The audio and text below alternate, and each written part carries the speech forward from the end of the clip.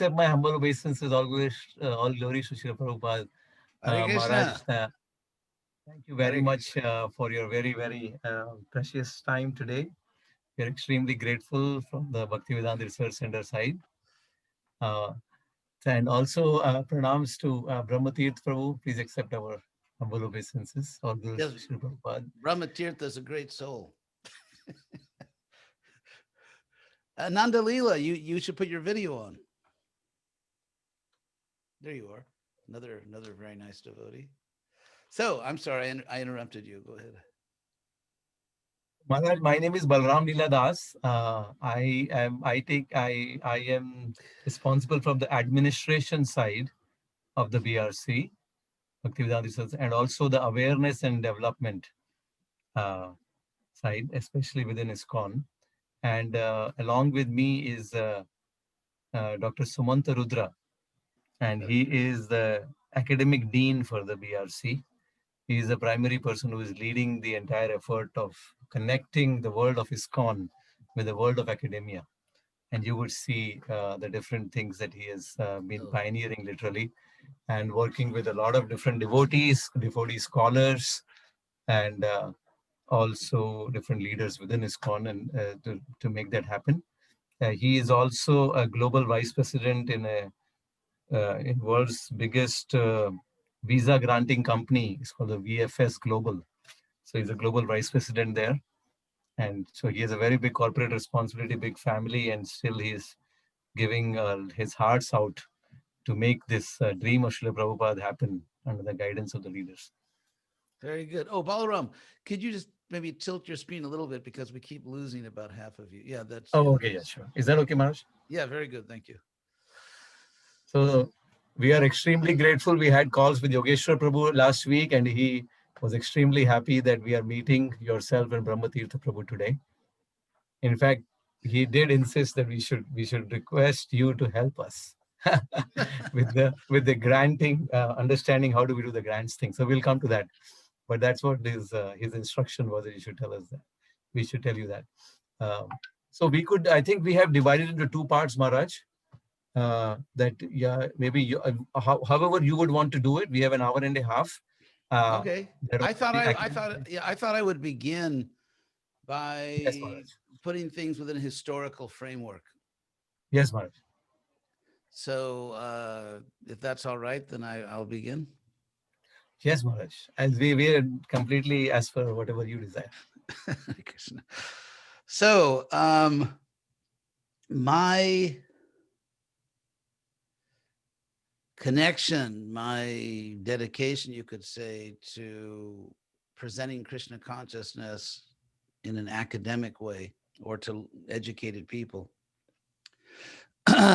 began at the very beginning of my spiritual life. I joined the Krishna consciousness movement in Berkeley, California. I was a student at UC Berkeley, University of California, Berkeley. I had a scholarship there. I was 20 years old, and I didn't know whether I should drop out of school and just do full-time service, selling incense and magazines on the street and temple service, or whether I should complete my studies. So I asked the temple president, Tansa Dudi. He said, I don't know, ask the regional secretary. So that was Tamal Krishna Goswami. So I asked him, and he said, I don't know, ask Prabhupada. So I wrote a letter to Prabhupada explaining my situation. And he wrote back to me words that really became the theme of my life. Just like Prabhupada he received an instruction from Bhaktivedanta at the very beginning that became the mission of his life. And I had the same honor as Prabhupada's servant. Prabhupada said to me that I should stay in school. He said, I want you to be nicely educated so that you can present Krishna consciousness to other well-educated people. And as it turned out, I was 20 years old. 20-year-old men are not always most mature people on earth. especially in those days. There were no elders. I mean, there were really no, I mean, I sometimes say jokingly, but it's true that when I joined the movement, in the entire International Society for Krishna Consciousness, there was one mature adult, and that was Prabhupada. So I eventually, I didn't continue then. It was too difficult for me to reconcile those two things. But then that instruction from Prabhupada sort of haunted me, because one has to carry out the order of the spiritual master. And so over the years, I kept thinking about that I have to carry out that order of Prabhupada. So in 1972, just after I took sannyas, I was inspired by the idea of developing an academic institute. I think that was the first time anyone ever thought of that within ISKCON. That was in 1972, around maybe the end of May. So I actually sent a message to Prabhupada, because I had been temple president in Houston before taking sannyas. And I went back to Houston, and of course, all the devotees there were very enthusiastic. And so I wrote Prabhupada suggesting perhaps we could develop an academic institute. And I was thinking more in the humanities, history, philosophy, and so on. And Prabhupada wrote back that it was not the right time for that. But I always had that idea that we should have an academic institute. And so anyway, so many things happened, time passed. And I was always haunted by this order of Prabhupada to finish my education. And I even had dreams about it, sort of, I don't want to say nightmares, but, those kinds of dreams where you're in anxiety and you can't do what you're supposed to do. Yes, Sumanth. Somebody would be like joining this call. Vaishali Potnis, she looks after development. Please allow her to join this call. Oh, the more the merrier. One more person. Thank you. Hare Krishna, Vaishali.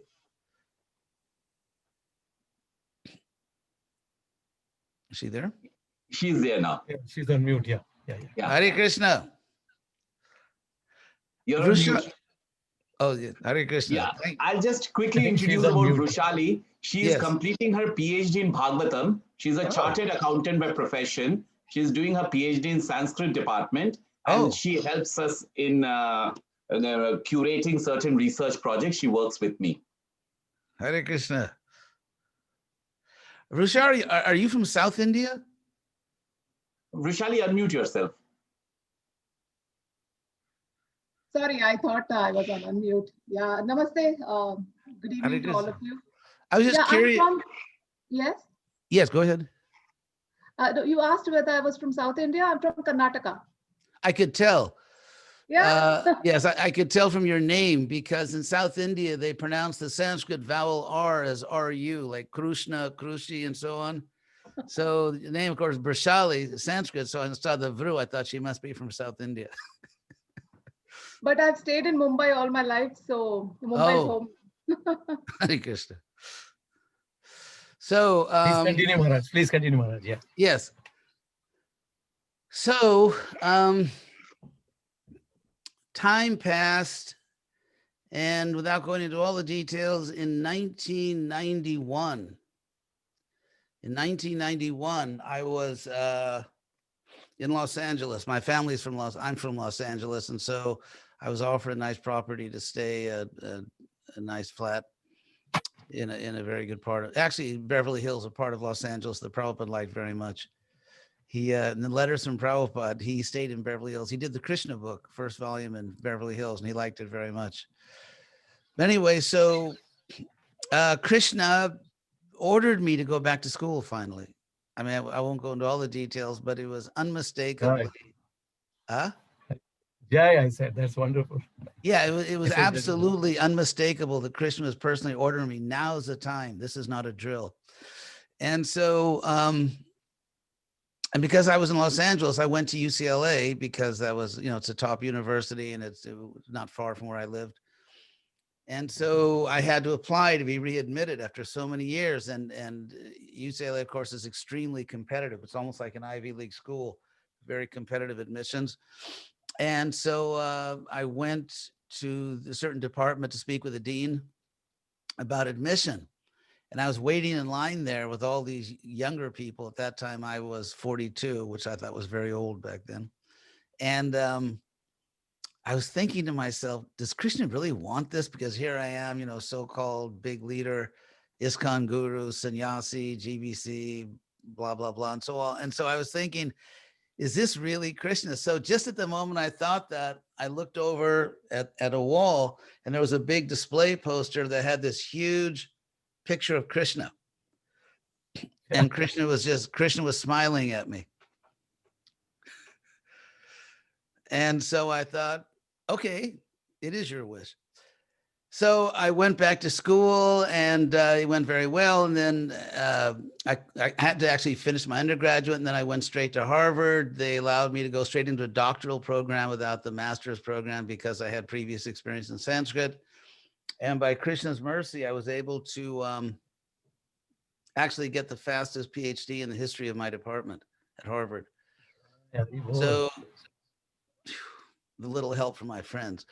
So, but here's a point I want to make. Now we get into a topic that really is directly pertinent to your reconstruction of the history of ISKCON academics. And that is that you may not, it may be a little difficult to really, for you to really see this now because you came a little later, but back at that time, going back to college was considered to be practically illicit in ISKCON because the alpha and the omega, the final word on academic studies was, Prabhupada said that it's a slaughterhouse.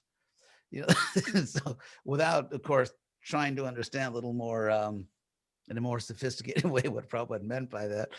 So that was it. In fact, when I first went back to UCLA, it was, I mean, there were a number of leaders around the world that thought I had suffered a fall down. I was just, you know, just check off one more big guru.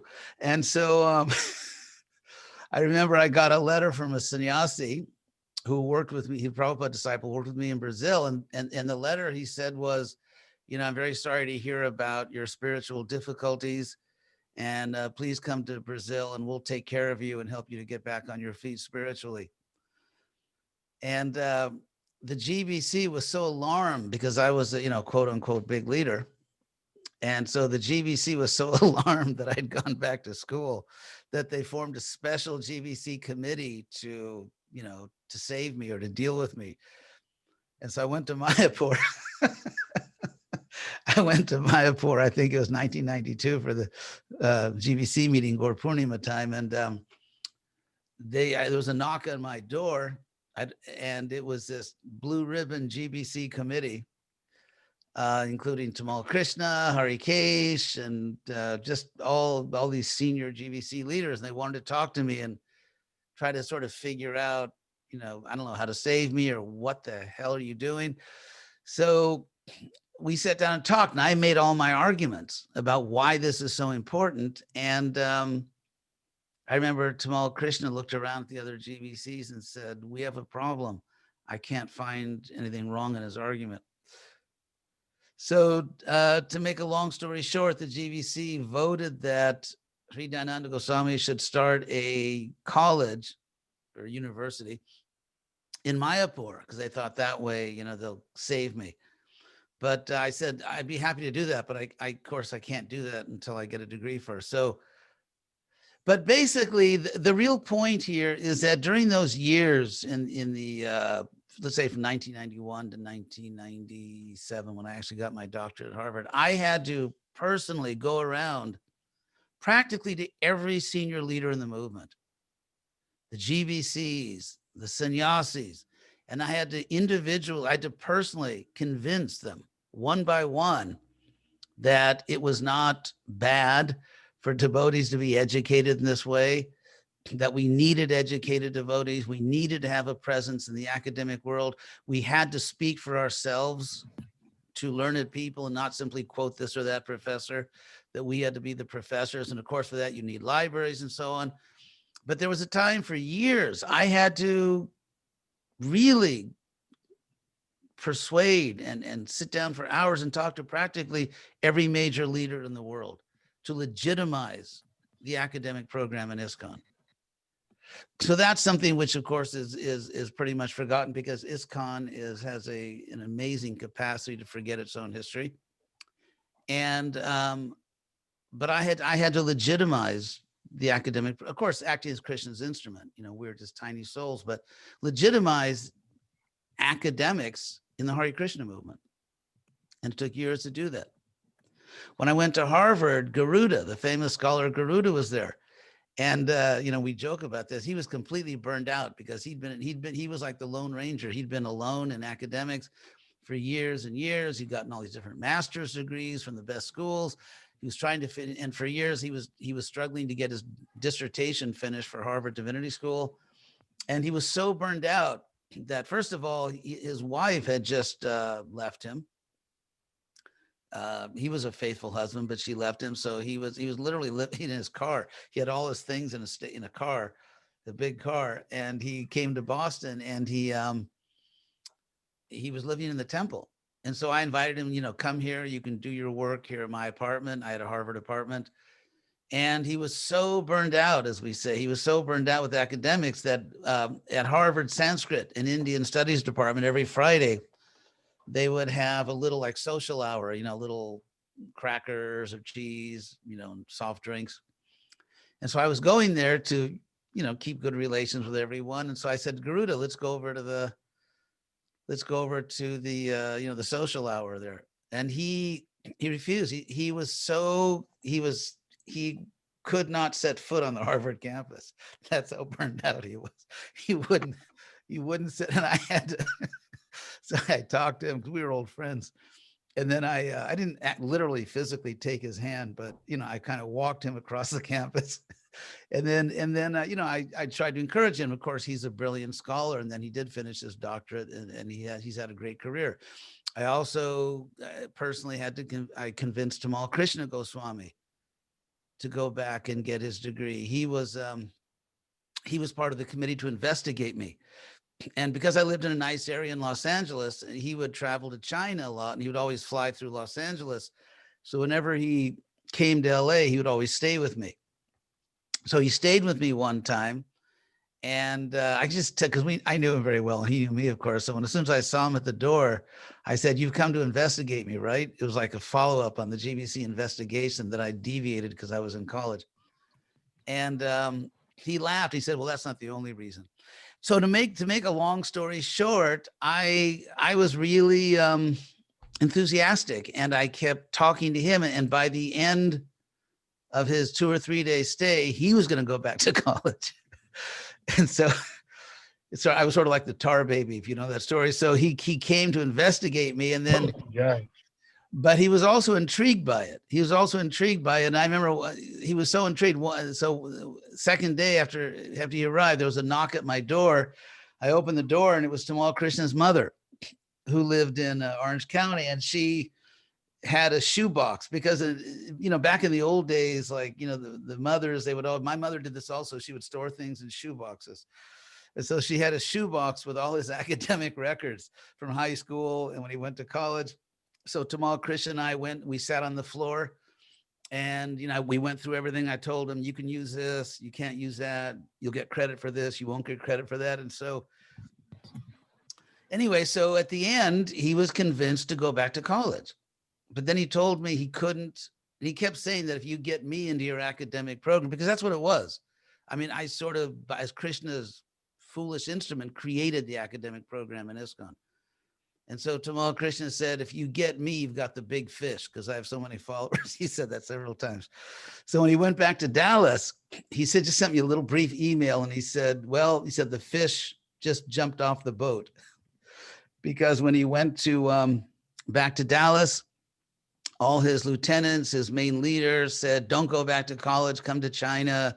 We need you in China. So, but then he came to stay with me in Santa Barbara a couple of months later. He stayed with me for a few months. He was trying to figure out what to do. And the day he arrived, he got this phone call from China, the devotee saying, don't come, you can't come to China. The government's doing a crackdown. And I just, because when he had written me saying that the fish jumped off the boat, I wrote back to him and said, I'm not worried at all. If Krishna wants you to do this, you will do it. And then the And then the day he arrived, he got a call saying, don't come to China. So then I said, haha. So then we just sat down and we figured out, what college he would go to. And I went through a whole process. What country do you want to be in? Is there a city you want to be in? What program do you want to study? And that's how Tamal Krishna ended up at Southern Methodist. The next leader that I had to convince to go back to college was Krishna Kshetra Swami. Because when I was, I went to Mayapur, and so Krishna Kshetra, who's such a sadhu, I always feel like a ruffian compared to him, but he's a real sadhu. So he was a librarian for Mayapur, and they had that beautiful building, which it was so beautiful they tore it down to build something else. Anyway, no comment. So they had this beautiful library building, and so every day we would chant japa together on the roof of that building. You had this unobstructed view of the Mayapur sunrise, which is an amazing thing to see. And so every day we'd go up on the roof to chant japa, and I just began, hammering him on this point. Basically, my argument to Tamal Krishna was that basically he had to be like Lord Chaitanya, who took sannyas, because that's what people respected. And nowadays people respect academic credentials. And other arguments with Krishna Kshetra, I told him, look, all you do all day is read books. Why not get credit for it? If you're going to read books all day, why not get a doctorate so people take you seriously? And so he agreed. And then I was in Santa Barbara taking working on my doctoral dissertation. So he came there to go to school, and he actually stayed in my house with me. So both Tamal Krishna and Krishna Kshetra actually stayed with me in my house, and I helped them to get their academic program going. So then we talk about the Oxford program. Actually, the Oxford program was funded by Harikesh. The reason there is an Oxford Center is because Harikesh basically bought it. He actually helped to buy 2 buildings. Now, Harikesh, when I first started my academic juggernaut, when I first started this, he was so opposed to it. He thought it was such Maya that he actually forbid me to step foot in his zone, because he thought that because I'm promoting higher education, I will just pollute the devotees in his zone. That's how much he was against it. And I kept preaching to him, and he went from a position of forbidding me even to visit his zone to actually purchasing the Oxford Center, the physical center. And of course, Krishna used me as an instrument to convince him about the importance of this program. And then, of course, after that, the Bhaktivedanta College. So the reason I'm mentioning all these things is because that's actually how the academic program, as a serious ISKCON program, that's actually how it started. And when so I thought it would be nice to preserve our real history. And of course, after that, then the floodgates opened, many devotees started studying. And then, of course, the Bhaktivedanta Research Center, which is extremely important, that also arose. And so, but that's how it went from higher studies being practically illicit in ISKCON, fall down if you go back to college, slaughterhouse. It went from that to being basically universally recognized as an extremely important program. And I hope that history will be preserved, not for my own gratification, but because that's the real history. Wow, Maharaj. That was a very, very interesting story. Very interesting story, Maharaj. And I wanted to share a few things as you spoke all this. I could relate my journey with this. Actually, as Balaram Leela Prabhu said, I did my PhD in management. I'm now 49-year-old. I did my PhD in management and having a very, very good job. Still, I run a good job. And then suddenly, Gauranga Prabhu, I used to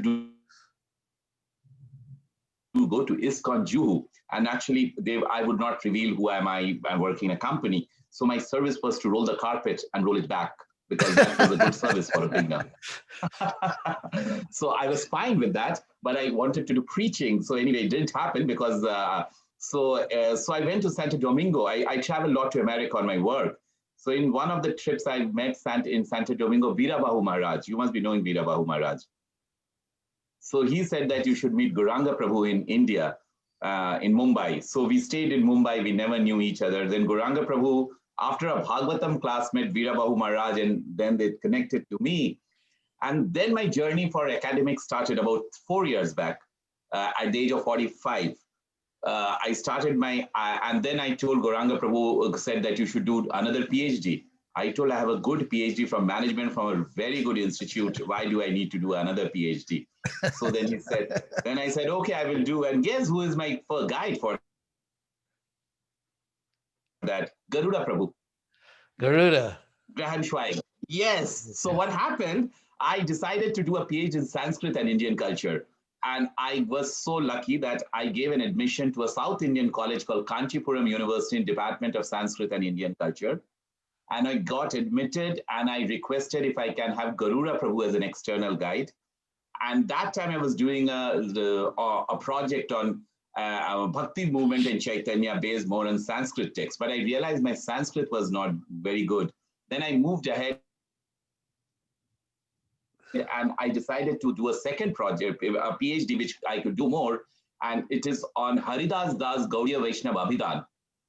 So I'm working on and then I took Pranava Das as my second guide. So Garuda Prabhu and Pranava Prabhu became my official guides with the university. And they said that you are such a student, we'll give you under vice chancellor. So the university doesn't bother you. You do your own PhD, your own set of PhD. So from rolling of carpet in Juhu, I was brought down to academics in ISKCON, which I realized that it didn't exist. Because I was told in Juhu, if you go to the Bhaktivedanta Center in Juhu, you are supposed to be not looked down by. In Juhu, there is also a BRC kind of a thing, Bhaktivedanta Center. And so that was the welcome world of institute, which is in the Juhu temple. So it was told that if you go and inquire there, you become like an outcast in ISKCON. You're not supposed to look there because you're supposed to be a devotee, not go to do your PhD, etc. So because bhakti will not be, bhakti is important. So anyway, so from rolling off carpet, I became a PhD and I became a trustee of BRC. But I feel, Maharaj, that and in the process, I met Radhika Raman Prabhu and a lot of people, they have come and stayed in my house also in Bombay. My house is very near to the airport. So I realized that academics is so important, Maharaj. It is so important. Today, if our frame of reference in India or internationally, let us take any Christian missionary institute or Ramakrishna Mutt in India, I think academics have become extremely important, including the likes of religion in Jainism, in Islam. They are buying chairs in religious study. They are investing in religious study. Unfortunately, it is the gap is quite big in ISKCON. Fortunately, we have few big names, but still the gap is too big. That's my observation, Maharaj.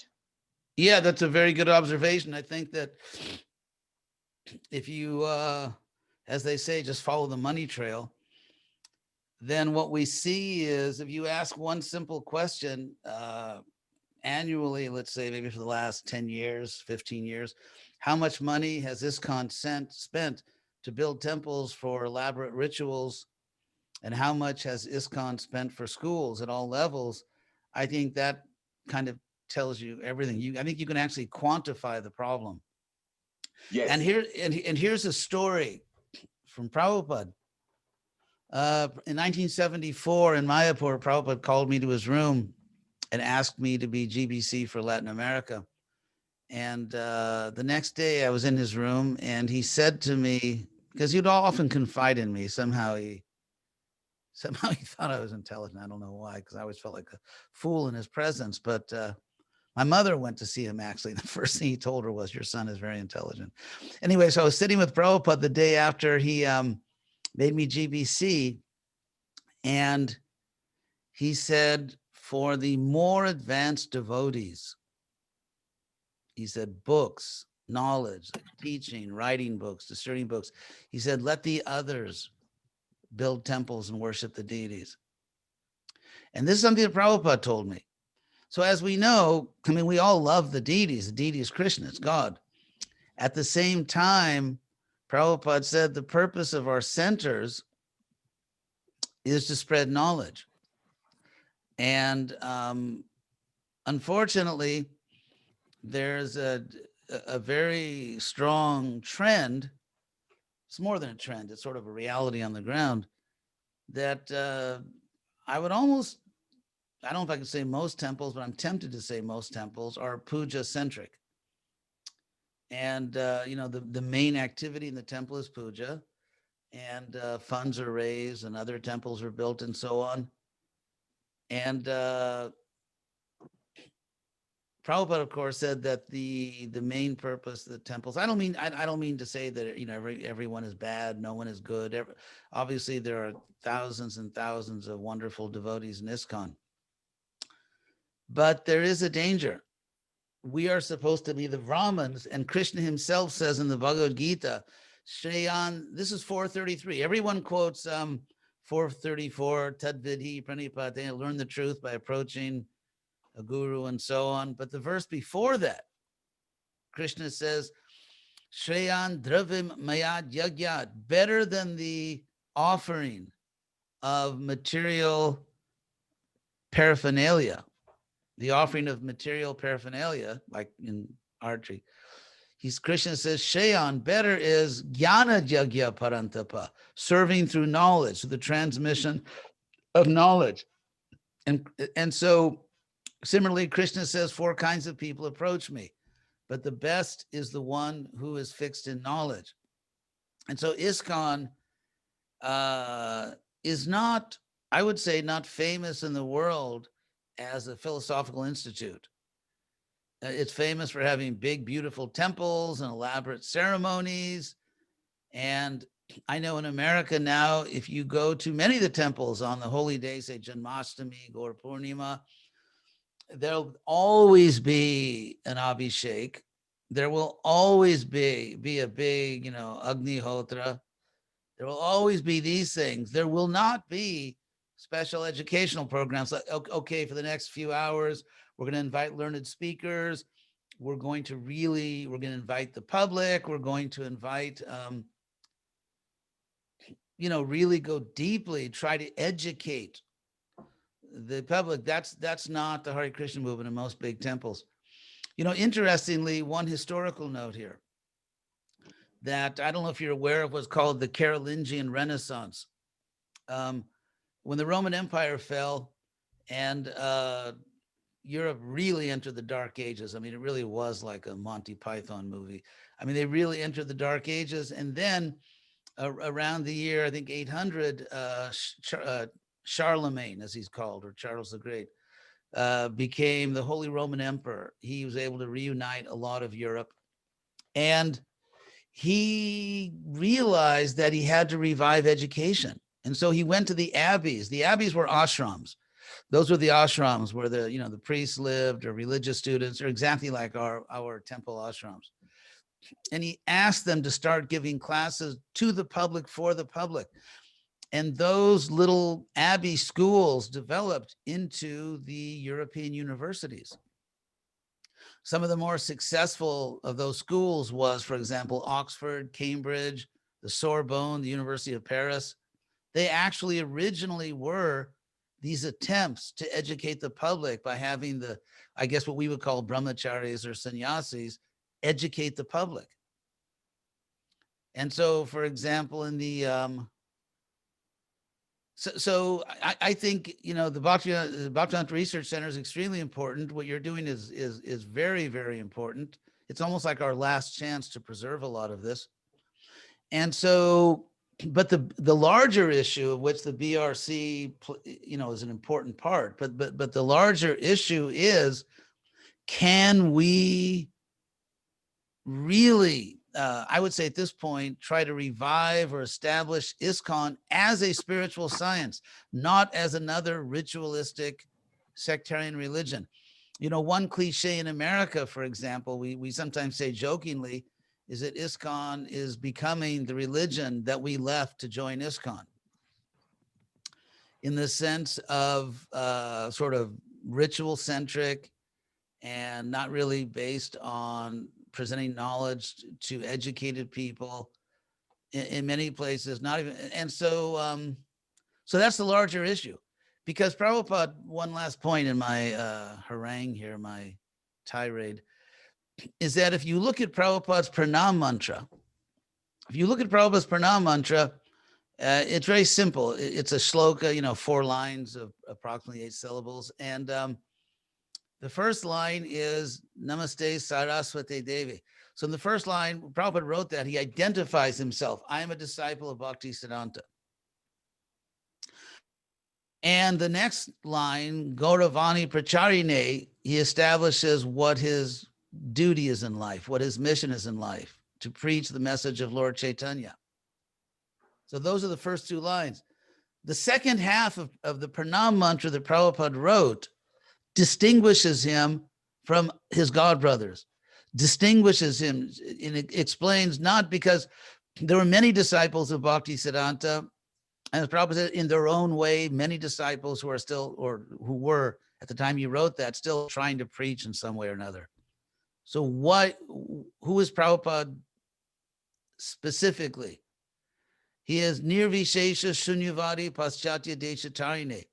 He's the one who is saving the Western countries, which are corrupted by impersonalism and voidism. So that's how Prabhupada defined himself. If you look at his pranam mantra, Gauravani Pracharine, preaching, giving knowledge, and saving the Western countries, but saving them theologically from impersonalism and voidism. So that's Prabhupada's self-definition. That's his self-description. Further, Prabhupada had a global strategy, which has, to a great extent, collapsed. If we, as you know from corporations, Sumanth, if a corporation has a serious problem and someone points it out, the person that points it out is seen as the problem. The problem is not the problem. The person who openly says it, that person's the problem.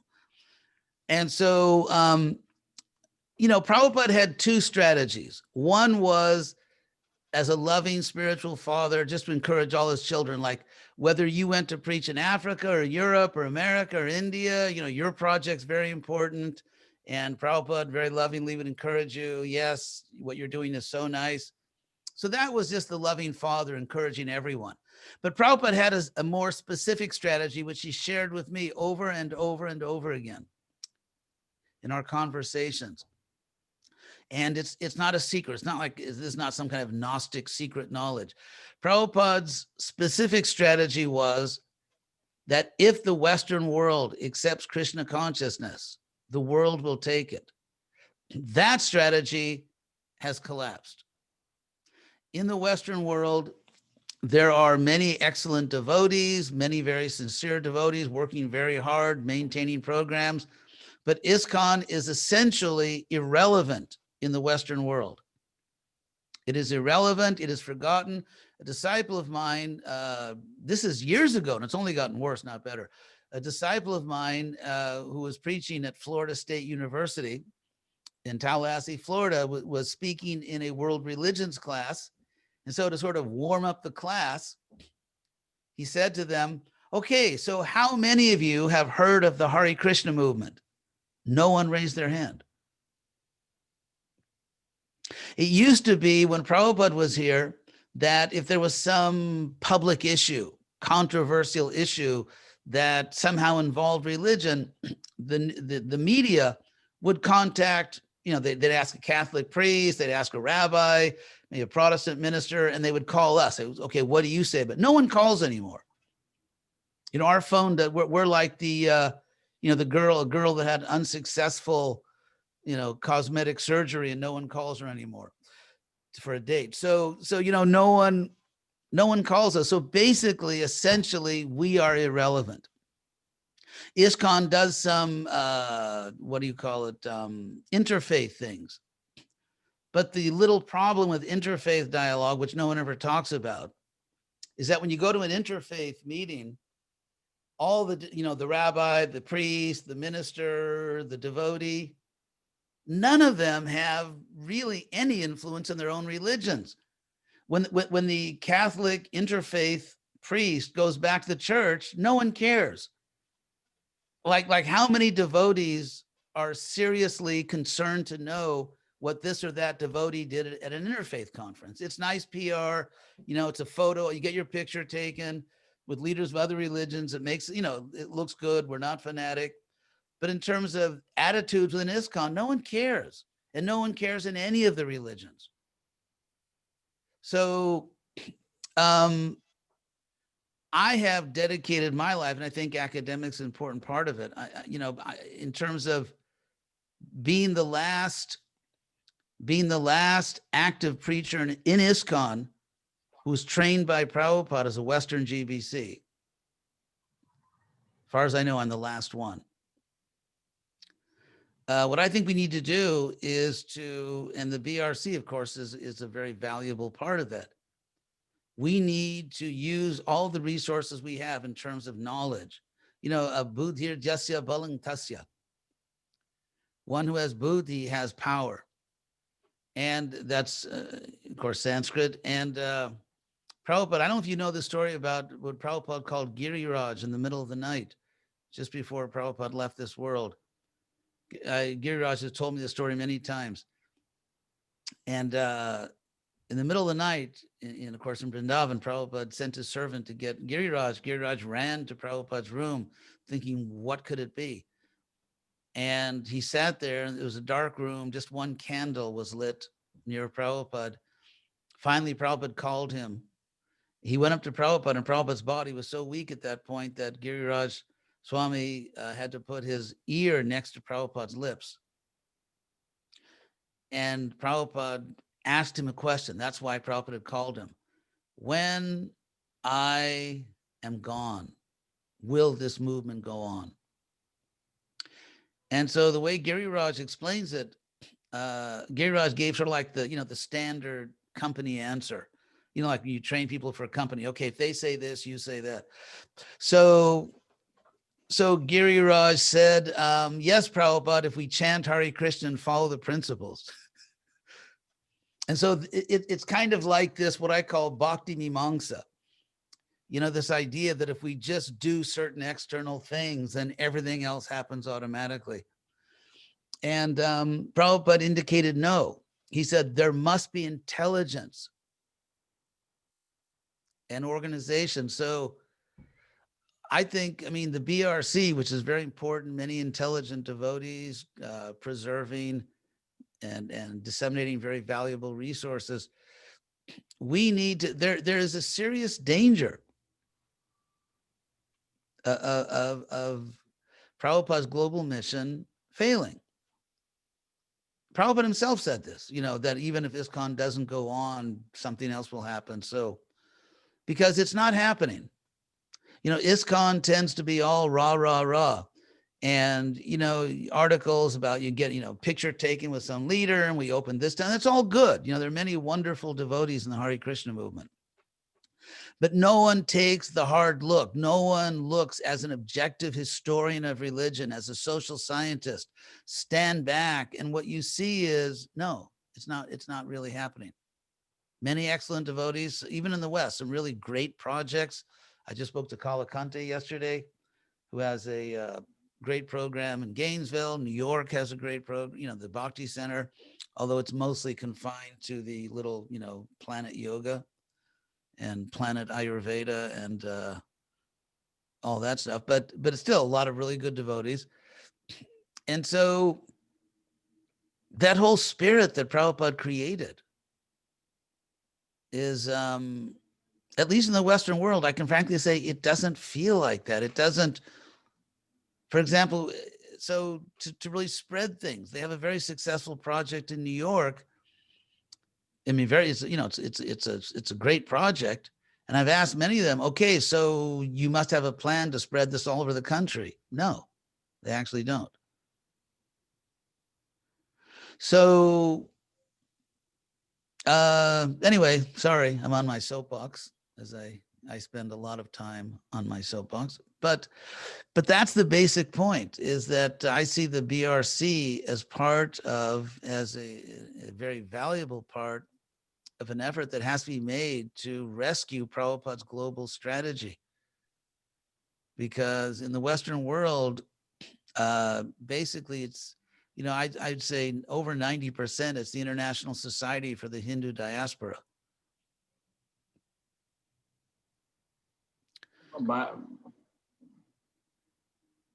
Maharaj, thank you very much for sharing. I was thinking of one point, that this is excellent information on the need for the understanding how academics was so much stressed by Srila Prabhupada himself, and then followed by very senior disciples of Prabhupada, like your good selves. Is there somewhere, maybe yourself or Brahmatirth Prabhu we would like to capture, has it been captured in some way that we could utilize it in front as we are trying to connect with the devotees? We had discussed this previously with Garuda Prabhu also, but somehow we have not really, because he also kept saying when Prabhupada started BI, one of the ideas, there were two ideas. One was the scientific side of it, but also was the theological side of it, of the academic education. That's not very much. You mean the BRC? No, when Garuda Prabhu was talking about BI, he had told us that Prabhupada had an idea of BI, not just the scientific aspect of it, but also the other aspect of theology. Oh, I see what you're saying. In terms of the academic study. Brahmatirtha really revived the BI, and he sort of recreated. He's the last active founding member of the BI under Prabhupada. And so really by his own work, he really recreated the BI in the way that Prabhupada actually wanted it. And so I was going to say that what I explained in my conversations with Brahmatirtha, because we worked together a lot, is that what Prabhupada called for and what Prabhupada was doing in that those life comes from life conversations, many of which I participated in, I attended.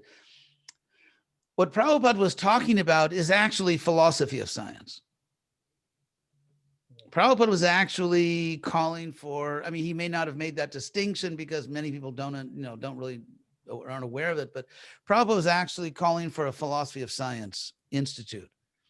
And you can't really understand philosophy of science outside of a historical context. So you need historical studies, because if you study the history of science, let's say in the Western world, or even in India or China or wherever, it's impossible to understand the assumptions, the methodologies, the interpretations of results. It's impossible to understand these things outside of a historical context, outside of the cultural and value system in which a particular kind of science is operating. And so, so therefore, and Brahmatirtha very enthusiastically embraced this, that the BI really has to be a sort of a total academic institute that studies Prabhupada's issues from you could say, the point of view of physics, the point of view of philosophy of science, the history of science, and general history, and metaphysics, and so on. So that has to be done. As you were speaking, if I could say one more point, since you can tell I'm very shy about speaking. But one more point is that the BRC, specifically about the BRC, and I feel it is, I would say, extremely underappreciated in ISKCON in general. And the reason for this, I believe, just looking at history and human nature, is a general lack of historical awareness and appreciation for historical awareness. I'll give you two examples. Actually, our good friend Thomas Hopkins, the first Western professor that actually met Prabhupada and who remained a lifelong friend of Prabhupada, he pointed this out, that ISKCON has sort of this dangerous lack of historical awareness. And this, so I would say I would like to see the BRC much more appreciated in ISKCON. I would like to see it receive a lot more support. But I think to do that, I think that the BRC has to make the general case for the importance of history and the importance of historical awareness. To give one example from American history, how people sometimes take time before they get enough distance from something to even see it as history. Thomas Jefferson died, I think, around 1820 or 1850, sometime. No, wait, on the 50th anniversary of the Declaration of Independence, 1826. Okay, 1826. Yeah, he died in 1826. Now, Jefferson built a house that became famous called Monticello. It's outside Charlottesville, Virginia. He also from that hill, he oversaw the construction of the University of Virginia. But when he died, his family couldn't maintain the estate because it was an expensive estate to maintain. So they sold it. And the people that bought it started to remodel it and change the architecture. And they even changed the architecture of the University of Virginia that he personally designed. And it wasn't until about 60 years later that people suddenly woke up and, they started saying, wait a second, that was Thomas Jefferson's house. And so a committee was formed. They bought it back. They ripped out every change that had ever been made. And now it's a national monument. And pictures of it, of course, are on American currency. So what you're doing, in the future, centuries from now, historians and educated people will worship you for what you're doing. For example, if only one person had written down what Jesus actually said, but no one did. No one did. And it's even worse in the case of Buddhism. The first real, what we could call a biography of Jesus, of Buddha, was written about 500 years after he disappeared. And everyone always assumed that Islam was more fortunate because it was more recent, but no. Now it turns out that it took centuries before anyone really did a serious biography of Muhammad. And so history is so essential. To give one practical application, since some of you are involved in administration, I think one of the reasons it's so hard, at least in the West, to get good people to accept leadership positions in ISKCON is because it has absolutely no dignity. There's no dignity in it. You won't be remembered. You will be forgotten. For example, Brahma Tirtha and also myself, I was GBC in Alachua, and it was under my administration with a lot of help from Brahma Tirtha that Alachua grew from when I arrived there from 3 devotees to 300, in a few years. And no one there knows about it or cares about it. And so, for example, if you go to the UCLA philosophy department where I spent some time, on the wall, they have pictures of all the great old professors. If you go to the University of Virginia Law School, they have big, really serious portraits of all the past presidents of the law school. That's just standard. You go into it, show me one ISKCON temple in the world where they have pictures of the people that gave their lives with great sacrifice, past presidents, past GBCs. Show me one temple that has any interest in preserving their own history. And that strips a lot of dignity from the position. It strips the dignity if you know that you are, let's say, taking a position, and that position is one of honor and respect, that you will be remembered. Call it sense gratification if you want. But Krishna says in the Bhagavad Gita, don't eat too much or too little. Don't sleep too much or too little. And so to make all the sacrifices, you and your family, all the sacrifices required to take responsibility, and you definitely will be forgotten. and everything you're doing will be forgotten. So history, and I see the BRC as the cutting edge of a huge issue, which is needed if ISKCON is going to become a truly civilized society and actually offer serious incentives to people to take responsibility. And that is to understand the importance of historiography, of remembering our past. The Oxford Institute, the Oxford Institute did a big international conference on Gaudiya Vaishnavism in the 20th century. And they did it from this year to that year. They cut it off so that Prabhupada wouldn't be part of the conference. That was a couple of years ago. Huge international conference on Gaudiya Vaishnavism in the 20th century. Didn't include Prabhupada. And so, anyway, there were various reasons because of their tenuous relationship there with Oxford and so on. But so I think the BRC should become perhaps the leading advocate for historical consciousness within ISKCON, and because you're doing the real work. Because I think if you could somehow contextualize, place your mission within a larger, super important mission, people would start to recognize the BRC as one of the most important projects in ISKCON, and hopefully, their checkbooks will follow their hearts. So I think that's the case you have to make. Yes, you are absolutely right, Maharaj, because it's very important the checkbook should follow the heart, because this kind of work requires money. Of course, there are people, we are working with top scholars in India at this point of time, whose knowledge of history, religious study, philosophy, anthropology, sociology. We want to do research. We want to write biographies. I really like the idea that even no names, no pictures are put, which is so common in corporate. We are used to, remember the week, he's the best manager for the week, for the month, and then you see it in the hotels, everywhere. It is so common, it is absolutely important to recreate this history. If the history is not created, we will be missing a large chunk of our institution's growth. I completely agree with you, Maharaj.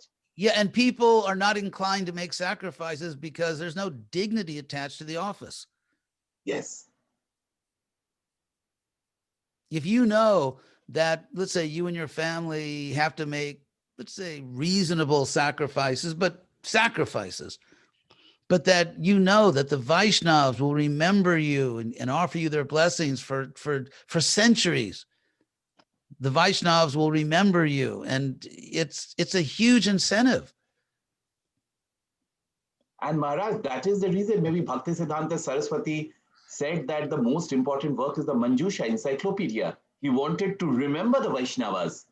That's the reason he was keen that Manjusha be completed and edited. He wanted more of that to be updated. Yes. Because that was the only forum where the Vaishnavas were recognized through the Manjusha. Yes, yes.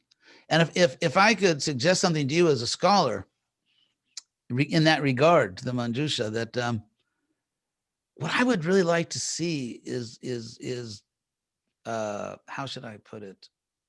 More in the modern sense, real historiography.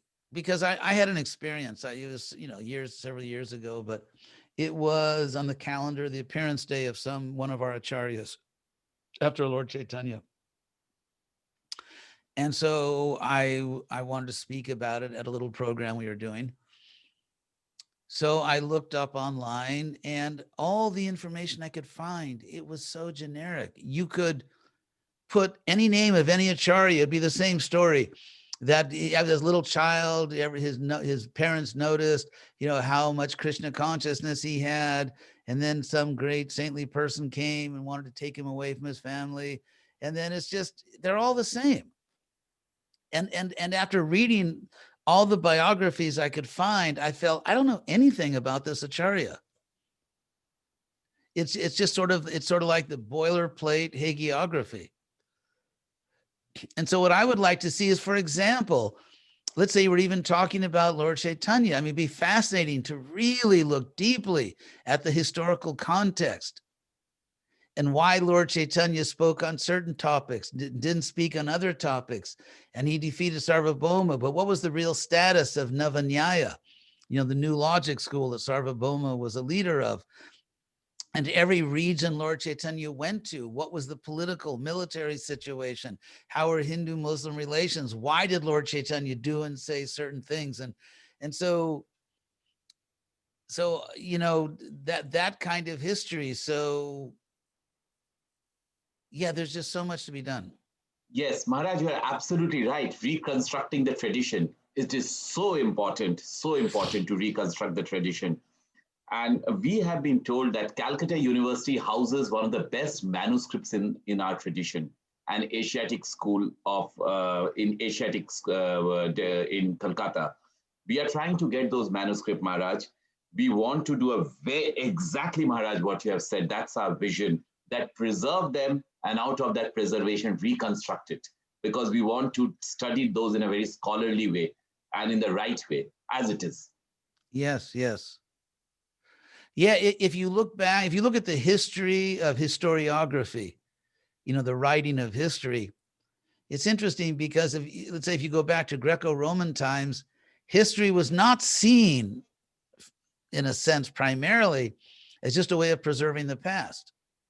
It was seen as a way of teaching values, of glorifying your patron, of glorifying your nation. And so like the, anyway, I could give examples, but like Virgil's Great History of Rome, where a Trojan prince escaped the battle with the Greeks in the Odyssey, and he traveled North Africa, and an African queen fell in love with him, but he had to move on.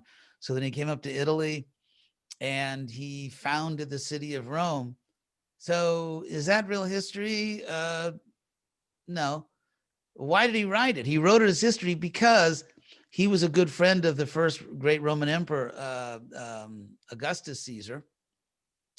And Rome at that time had already surpassed the Greek sphere, already surpassed them in terms of political and military power, but Greece still had like all the prestige, cultural prestige. It's like in America, if you say classical music, it means European music. If you say classical literature, that's European literature. If you say classical architecture, that means European architecture. That was exactly the relationship between Rome and Greece. And so Virgil, you know, to please the emperor, he wrote this book. What's it called? The, oh my God, Virgil, the Aeneid. He wrote the Aeneid. And the reason he had a Trojan prince founding the city of Rome is because it gave Rome the same antiquity and prestige as Greece had with their Iliad and the Odyssey. And so it was a nationalistic work. And the question is, well, is this really exactly what happened? No one cared. And so if you look at ancient Indian historiography, it's, I mean, that's a topic in itself, like the evolution of the, what does it mean to write history? And so there's even a book which Rupa Goswami read. He studied. It's called the Dvanya Loka. Which means a sort of like how to visualize sound or literature. It was a book on literary theory that was a classic. It was already, I think, maybe a couple hundred years old when Rupa Goswami read it. And it has all the rasa theory, 5 primary rasas, 7 secondary rasas. That was already existing for centuries when Rupa Goswami Krishnized it. But interestingly, in this book that everyone studied, including Rupa Goswami, there's a principle called Ochitya. Ochitya, the word uchita in Sanskrit, it has different meanings. It can also mean proper, correct, appropriate, uchita. And so from the word uchita, ochitya, which means propriety, something that has the quality of being appropriate. And so Anandavardhana actually says that in that sense, you can, like in the Mahabharata, he looks at the Mahabharata and he says historical details can be adjusted to bring out the proper rasa. And if you look at our acharyas and their commentaries, like Vishwanath or others, they talk about Krishna Leela. They kind of tell the story a different way because the real point is to transmit rasa. And so historically, even Prabhupada, I mean, Prabhupada translates in his translation, not the purport, translation of the Gita, that abode of mine is not illumined by electricity. I mean, obviously, Prabhupada doesn't think that Krishna 5,000 years ago at Kurukshetra said electricity. But there's a very casual attitude. If you go to Vrindavan, let's say, and they have these, ISKCON pundits there who will tell you, regale you with thousands of stories of Krishna Leela. And there's one question that no one ever asks, and that is, what's the source of this? One time, a well-known sannyasi, a devotee sannyasi, was giving me a tour around Govardhan Hill. And like every 5 steps, and here the gopis said this, and here Krishna did that. And so at a certain point, I just stopped and I said to him, how do we know that? Like, where does that come from? And he was baffled that I even asked the question. And he's given hundreds of tours to all the leaders of ISKCON. He said, no one ever asked that. So the reason that I'm bringing this up is that because we know that time moves cyclically and not linearly, is that a word? Anyway, the ISKCON and in general, the devotee concept of history is very different than the modern academic sense of history. And that's one thing you're struggling with, is that you are trying to engage and secure the support of people who actually have no interest in history. I mean, for example, when I started Krishna West, I can prove in Shastra and Prabhupada and, heaven and earth, everything, that we do not have solid evidence of a quote unquote Vedic culture in the sense of Vedic ethnicity. The term Vedic culture is not Vedic. It's not found in any Vedic literature. I mean, there's obviously a Vedic civilization, which is Varnashram. I mean, that's extremely Vedic. It's everywhere in the Vedas. And Krishna Bhakti as the perfection of Varnashram, of course, is the fact. But the idea that there is an absolute ethnicity, like this is Vedic dress, this is Vedic architecture, this is Vedic cuisine, Vedic music, there's just no evidence of that. And there's evidence against it. And so ISKCON tends to exist in this ahistorical mental space. They're just like outside of history and no real interest in history. I mean, there's very little interest in actually understanding Gaudiya Vaishnava history. You just repeat things. So that Krishna, dressed a certain way. How do we know that? It's not in Shastra. Dhoti is not a Sanskrit word. It's not found in any Shastra. Sari is not a Sanskrit word. And so, and Kunti herself says, even if we knew how Krishna dressed 5,000 years ago, and there's no evidence in the Shastra, even if we knew it, Kunti Devi says to Krishna in her prayers that when you come to this world, you come nato natya dharo jata. You come like an actor in costume. Natya dharo, wearing a costume. And so in ISKCON, it's just taken for granted that we know how Krishna dressed and we practice Vaikuntha sadhana, which is also total concoction in the sense that we dress like Krishna. And so and even if you bought into this fantastic idea that we're supposed to practice Vaikuntha sadhana, we're supposed to dress and do everything like Krishna so we can have a seamless re-entry into the spiritual world. I mean, wouldn't you dress like Krishna 500 years ago? Wouldn't you dress like Krishna in this age? And we know for a fact that all of our modern acharyas, Bhaktisiddhanta, Bhaktivinoda, Prabhupada, they rejected they didn't dress like Krishna, like Lord Chaitanya. And Lord Chaitanya rejected the many prescriptions for how a sannyasi should dress that are in the Bhagavatam. Because it's a detail. It's just a variable detail that changes in each historical context. So what you are struggling with is this anti-intellectual, anti-historical I mean, people think it's offensive if I even bring in historical evidence. And so I think what ISKCON desperately needs is historical awareness in the modern sense. And I think the BRC is an invaluable resource and should really play a leading role to try to somehow communicate that, yeah, history matters. And if we're going to operate in the modern world, we need a certain historical awareness. I was just saying, thank you very much for sharing such. I think definitely the time that we have is short enough for getting into. And this is obviously just a start with yourself, Brahmatirth Prabhu, and all for us to discuss. Well, I was just trying to see, and if any, I was trying to think that there were 3 areas I could see that we could probably, as we are connecting in this call or maybe in even future, Maharaj, I was just thinking. One is like just the history of academics, which you already shared about. But if in some way, maybe I will connect with Brahmatirth Prabhu also and see if we can get any more kind of a vocabulary of, not a vocabulary, like a collection of, like say Prabhupada's statements or any of these historical, your own connections with Prabhupada or other seniors. It can be probably captured and we can utilize it in some way. Just like even what you talked about Garuda Prabhu and also, just to show the importance of the academics or the work which is BRC is doing, like that I could see as one area where we could maybe connect with. Another is obviously just the different research projects that we are doing, and you yourself are a researcher along with the Brahmatirth Prabhu, so we could probably share with you just these are the research projects we are doing. And then third is obviously about the grants. And as Yogeshwar Prabhu had told us that you yourself and Brahmatirth Prabhu may be able to give us specific guidance. And he said Brahmatirth is the master. Brahmatirth is the master of that. That's all. And he hasn't spoken yet, so maybe we could. I'm gonna stop and let Brahmatirth just carry on. So these 3 areas, if anything else, even Dr. Sumanta, you want to say anything, or Maharaj yourself also, but I could see.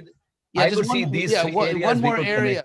Just one more area I would suggest, and then I'll turn it over to Dr. Sumanta and Brahmatirth, and that is, I think that in ways that you consider appropriate, based on your audience and everything, I do think we have to recognize the need to create an awareness in ISKCON of the importance of history.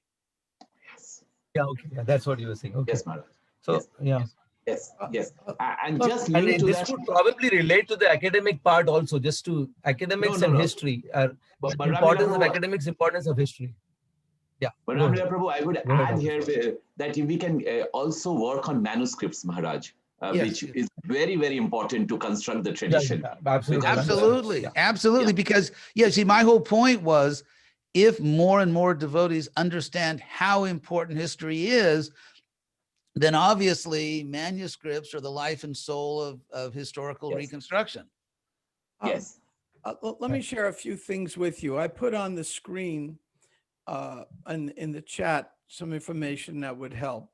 First, we formed a conference in the mid-90s called VAST, Vaishnav Advanced Studies. There was a problem. A lot of devotees were starting to get into academics. We had Hridayanand Raj, Rabindra Sarup, Garuda, a few others, but very few. And by then, when Maharaj blooped and went into academics, as some would see it, and others followed, Tamal Krishna Maharaj, others followed, it became an issue of how do devotees deal? Because when we get into academics, there's a lot of challenges. Without knowing hermeneutics, what happens when we're challenging things that Prabhupada said? What happens when Shastra, did we go, silly thing, but did we go to the moon? How do we deal with these things intelligently? And so we formed a conference that had requirements. You had to be academically qualified, and you had to have a gentlemanly behavior, and you had to be absolutely confidential.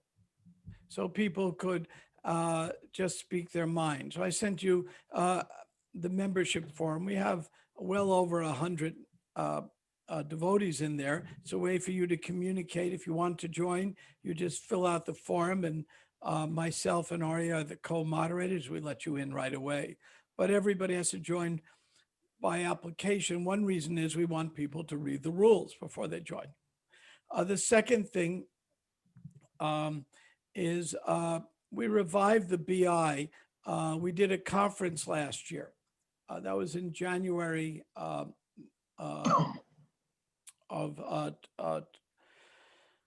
year and a half ago, and January of 2019. And Prabhupada sent out a letter in the mid-70s trying to get the BI going. Send us all your science, all your PhDs. You know, all 4 or 5 showed up. That was all there was. And so then we decided to do the same thing Prabhupada did. And we sent out, and we had to end up 50 coming in with 450 people opening night. The topic was Life Comes from Life Again. We called it Consciousness in Science. We had some of the most prominent people in the Western world speaking there, a lot of devotees. And the idea was to form a Sangha. The Sangha has been successful. We have now devotee scholars all over the world working on BI projects. One of our lead devotees is a Kandidi. He does every week on Thursday at 1 o'clock New York time, live, but it's all on YouTube. Just Google Atma Paradigm. It's one of the most cogent presentations. It's once a week for a half a year. We're nearing the end, and it's a brilliant combination of science and philosophy. I put on there the BI website. You can see who we are, what we're doing. The work you're doing is very critical. If we don't have history, we make the same mistakes. And it is very sad to see that the Rotary Club and IBM all know to put some history in their lobby, but we haven't quite figured that out. So what you're doing is so critical. I've had some nice talks with Hari Sari and Garanga on what you're doing. I'm extremely impressed, extremely impressed. I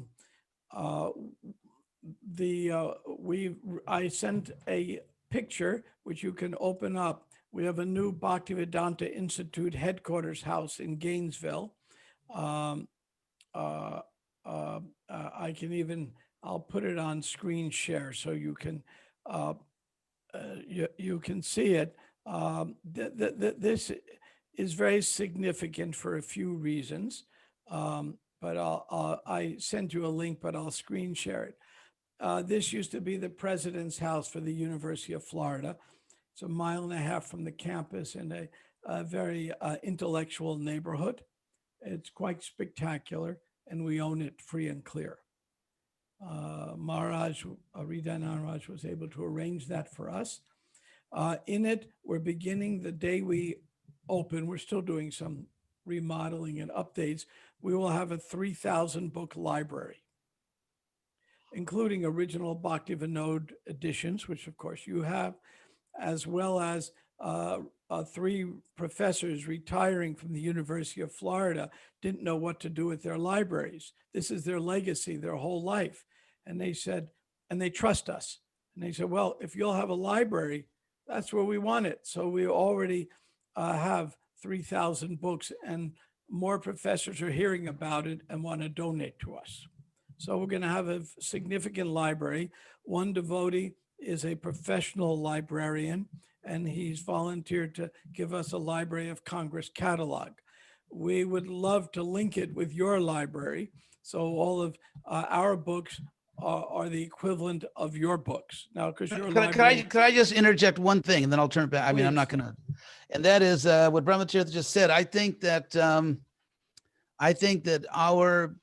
because this house I just bought is really the main I mean, without question, it is the Bhaktivedanta Institute in the Western world.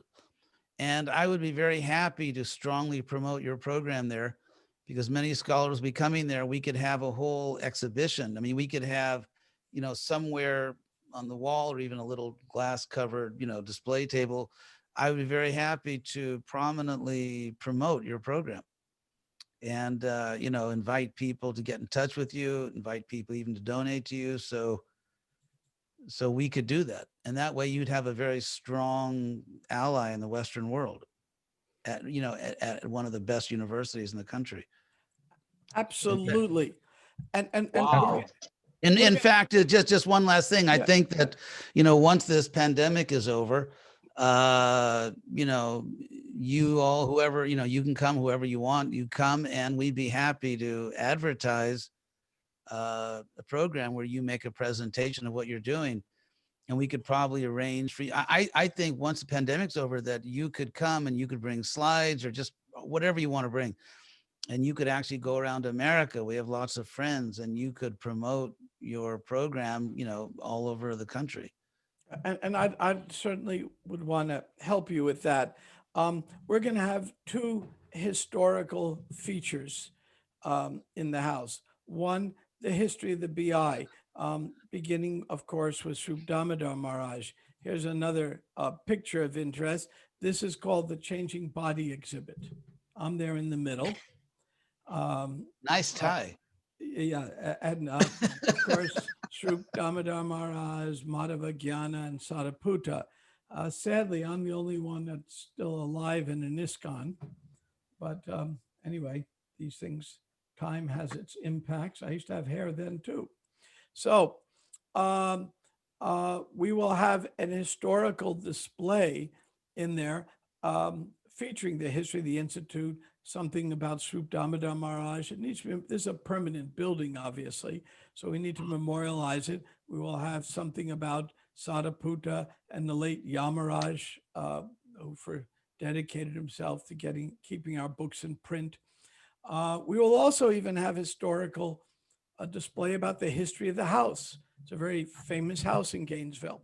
We don't want to lose that history. It used to be the president's house for the university. Many famous people have stayed there. So we'll feature that that too. It'll be a place where scholars can come. We have very exquisite guest rooms, and where scholars can come and study. We'd like to be an intellectual focal point. Now, I went over your 211 PowerPoint. I realized that was the short version. I must say, I was extremely impressed. I mean, I knew, of course, something about the library, but when I went through your 211 slides and saw what you're actually, the scope of what you're doing, the relationships you're developing, it gave me great hope. Now, there are many ways that I believe that we could work together. We can keep exploring them. It could be everything from linking libraries to publicity, to links to what you're doing on our BI website, maybe vice versa, whatever works. Certainly coming here, we can put our heads together for fundraising opportunities. As you know, fundraising, especially among the Indian diaspora, is easy for temples and difficult for intellectual projects. Now that's changed a little bit. Some wealthy benefactors have endowed certain chairs in certain places, but it's still the culture from India is more into the temples, not into the knowledge base. And so we are fighting an uphill battle, but we're all in it together, and we all have the same ambitions. When you were introduced today and went over some of your resumes and your histories and how you got there, I was awestruck. And I felt so honored to be among a group of people like this. As use the colloquial expression in America, these are my kind of people. And just to be among people who are willing to combine what we all believe in, which is Bhaktivedanta. So you guys do that. You are Bhaktivedantas, and I'm extremely impressed and very, very grateful to meet you. Now, I wonder, could I just one thing, if I could again, please interrupt. I would like to see, here's a way that I think the BRC could really greatly expand its presence in ISKCON, its importance in ISKCON. And that is, and I don't know if this is practical, I don't know what this would take, but for one thing, I would like, and I would be willing to help with this, I would like to see an American branch of it, Right. which could be under your management.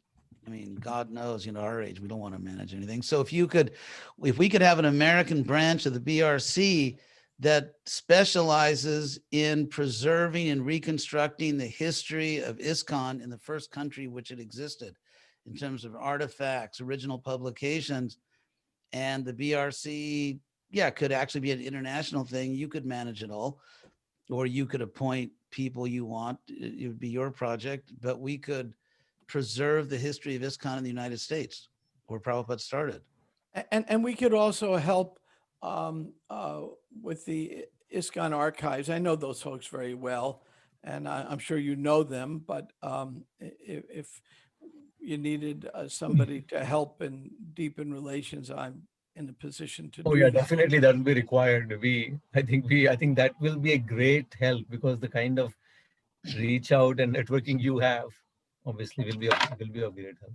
So I would run it. I think we could even raise some funds. For example, let's say if your institute was in Gainesville, the University of Florida, in probably the most recognized rating, is like the number 6 public university in the country out of like maybe 500 public universities. So it's a top tier public university. And we are just walking distance from the university. So it's not impossible. We could even get a house. We're also in the best neighborhood in Gainesville. It's like the old noble neighborhood with all the beautiful old houses and parks and gardens. And Gainesville's not expensive. It's not impossible. We could raise funds and even get very close to us a house, which would just be for the BRC. And it could be actually the Western headquarters for the BRC. And you could, because there's a lot of Indians in America, a lot of them are educated. You can do a lot of fundraising.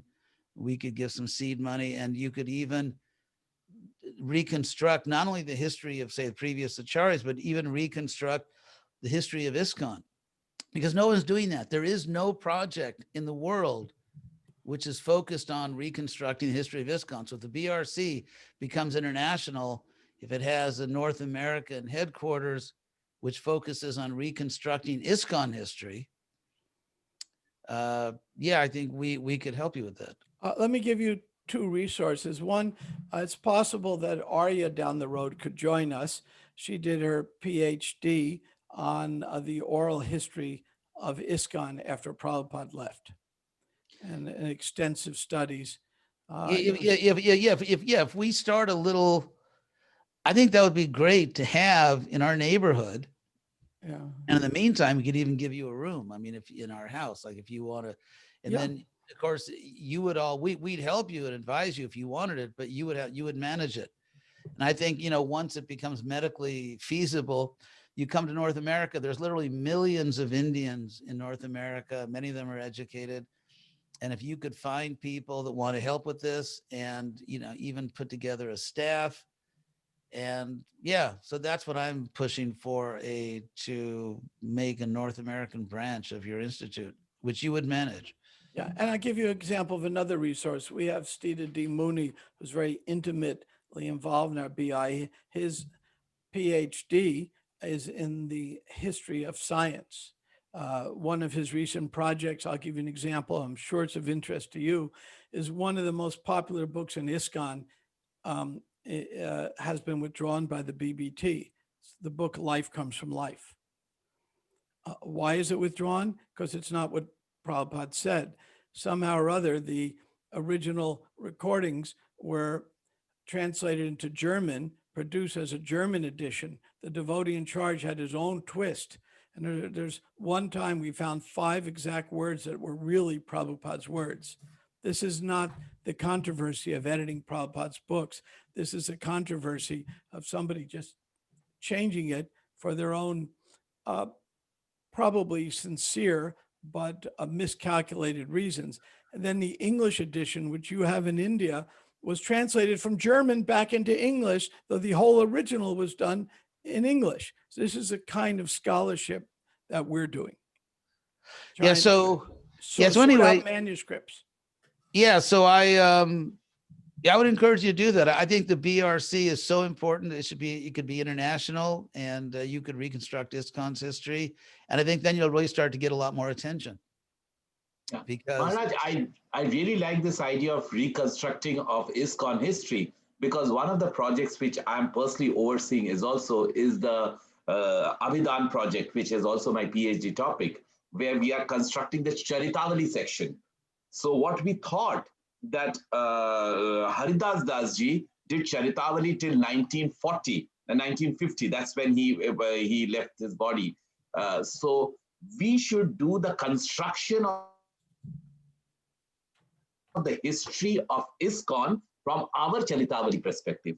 There is an ISKCON book where you go to ISKCON website and you do the leaders and you get it. But we should do, actually, to begin with, it will be like a Charitavali or Tiruthavali, the same thing, what Haridas Dasji did, an encyclopedia of ISKCON. Yeah, and find out what really happened and who. So anyway, so that's just one proposal, to have a North American branch.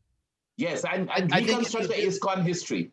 Yeah, I think if you did that, a lot more people would know about you and want to help. Like I said, there are literally millions of Hindus in North America, and many of them affluent. And I think they would be willing to support this and, contemporary history of Hinduism in America. So, yeah, because if you have a branch in North America and we publicize it, then ISKCON in the world is going to become much more aware of you. And obviously people that learn about you in the West will also be very eager to know about what you're doing in Calcutta. Yes. And so and you could take a leading role, and you could become really famous as the preservers of Gaudiya Vaishnava history. Yes. That's the objective, Maharaj.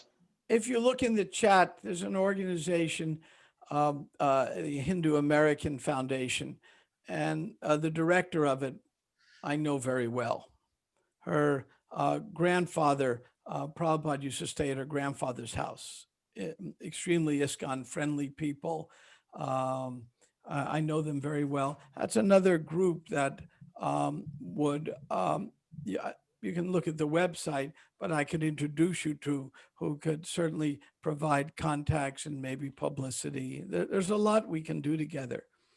So I think all of you should come to America tomorrow. Yeah. So Vaishali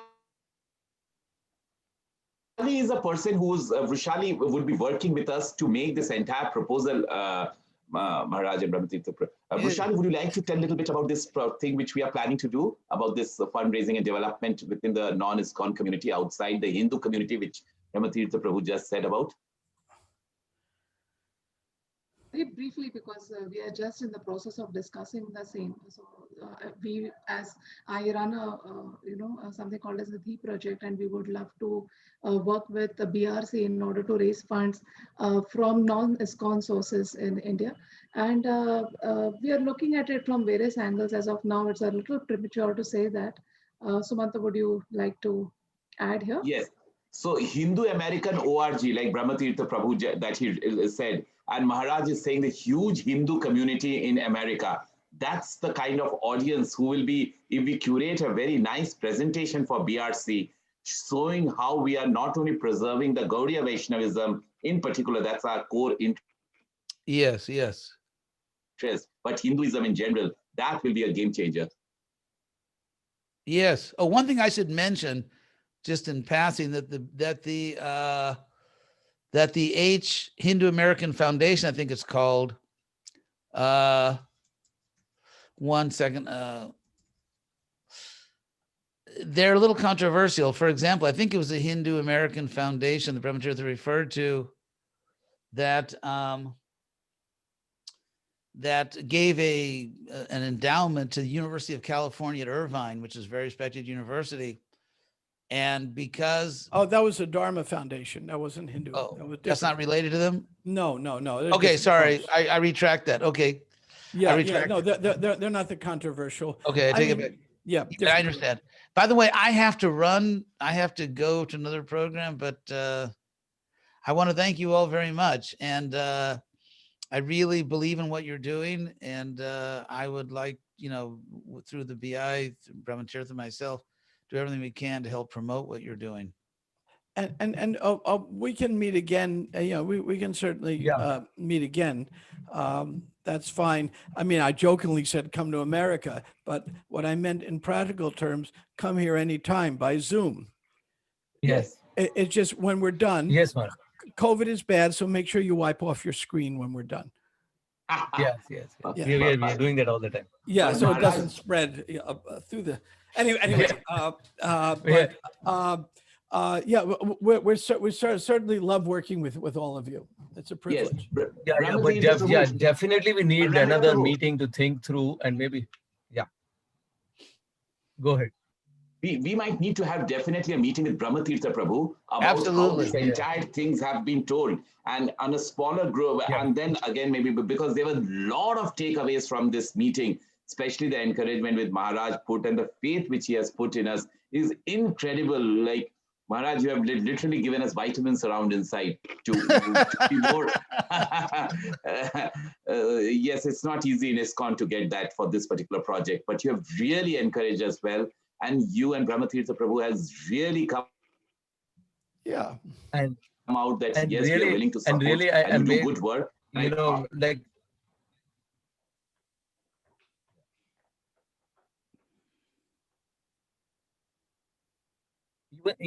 know, I've lost Dr. Sumantha, but even in terms of the research projects, we're not even able to share, but there's a lot of good research. 15 research projects has been shared in the deck already. And then, maybe in another call was a lot of deep academic research with the big academic scholars and universities already happening for the last 2 to 3 years now. And of course, I'm in touch with Krishna Abhishek too. Oh, he knows me well. Yeah, I know. So he and I know each other very well too.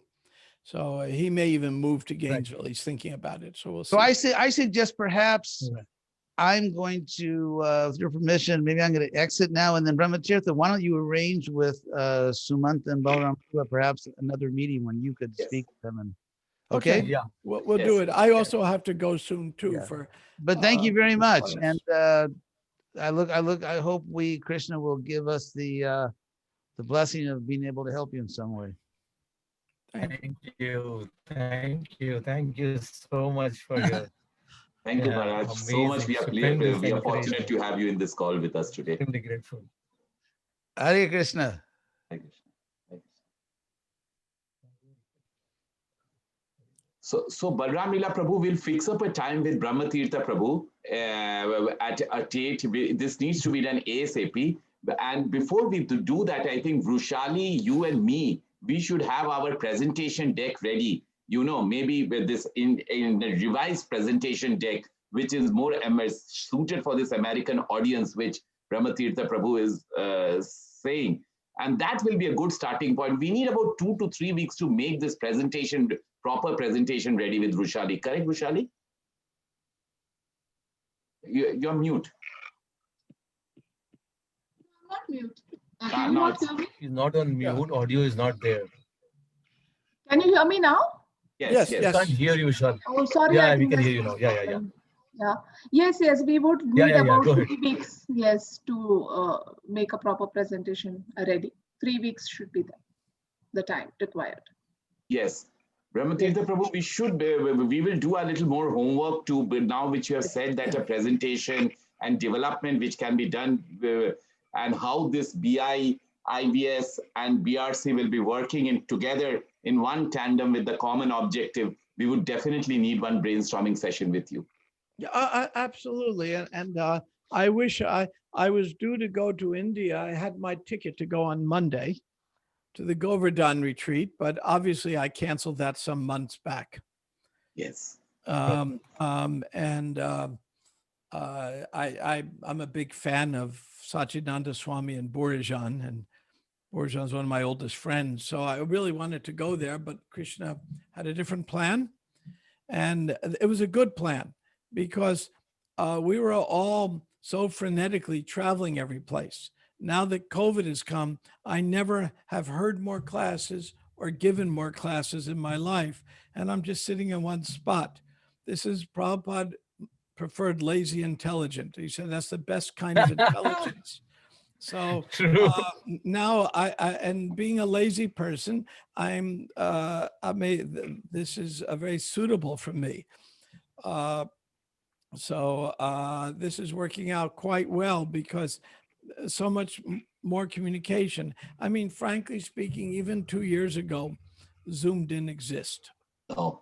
And so everything has changed. And Prabhupada had no hesitancy to use technology in seva. Yes. And but ISKCON, we tend to be a little behind. So now we've been kind of given this push to be ahead. So we can we can talk and get together. So I have two services that take up a lot of my time.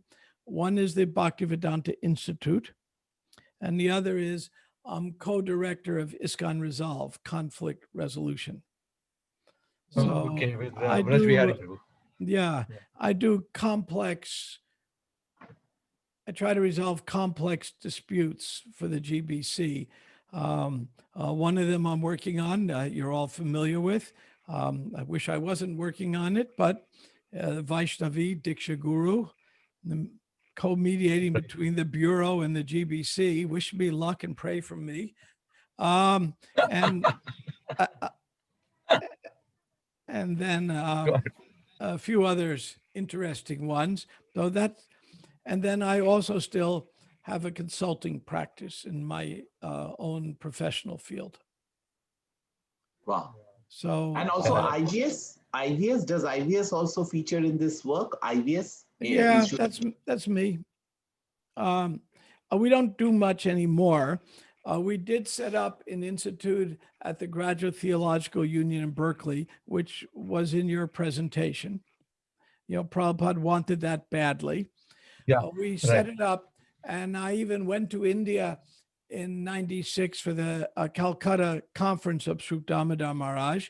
And with me, I brought the president of the GTU.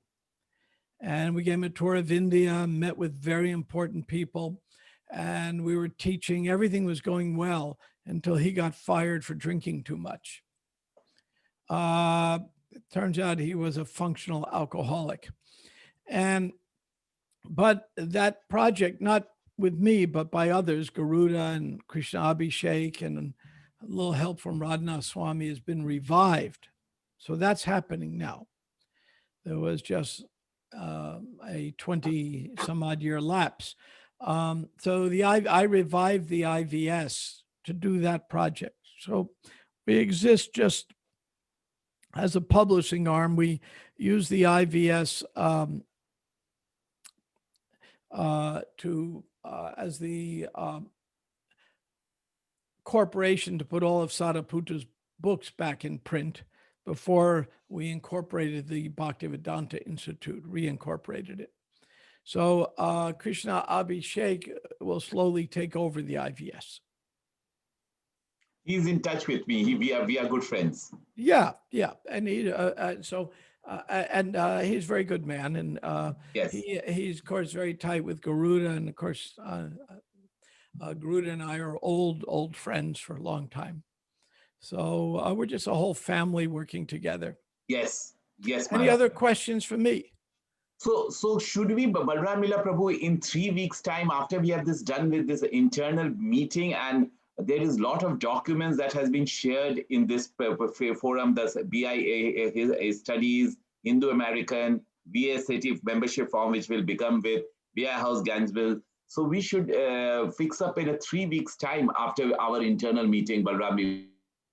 Yeah, maybe. And you know what we will do is, maybe anything. Really a whole Yeah, I think what we can see really is a start of a very comprehensive partnership, if I can say. Maybe actually just in the sense of really working under your good selves to try to take further steps in this area, and can be so many different areas.